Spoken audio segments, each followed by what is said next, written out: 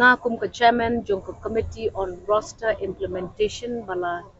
set up the government of Meghalaya ngalayo ya ke shithi kaba pynshai ba ke term of reference jong ka committee jongi minta la pynkylla bat la shah yangi bangin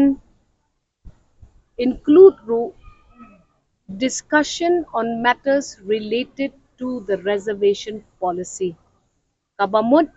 la shah yangi menta bangin ya kendu pat ki seng san perthei Iakren thir bat banya sngotu jing mutlang bat kita ki political parties barok jingkyrmen bakane ka jingai lat jong ka sorkar ya ka komiti jongi bakan shim ya kane ka sienjam ka donkam kan ulong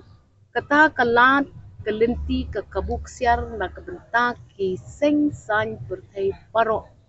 ki bedon haka jylla ka ba jongi ngin don meeting biang haka lai pui Tarik bat mi lynti bakane ka jingyalang ka jongi kan nanglong ke kabu bangin ya sultu kumno banra syakmat ya kane ke isu ke balakta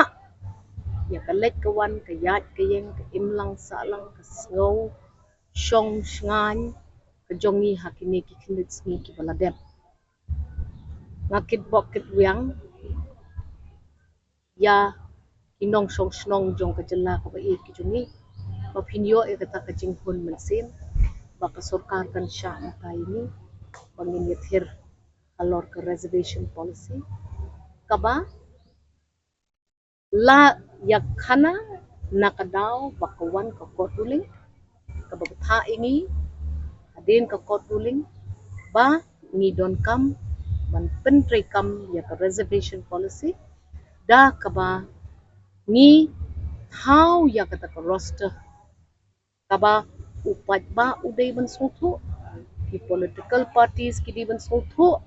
bat baro ki stakeholders ki di ban sultu lang ya kata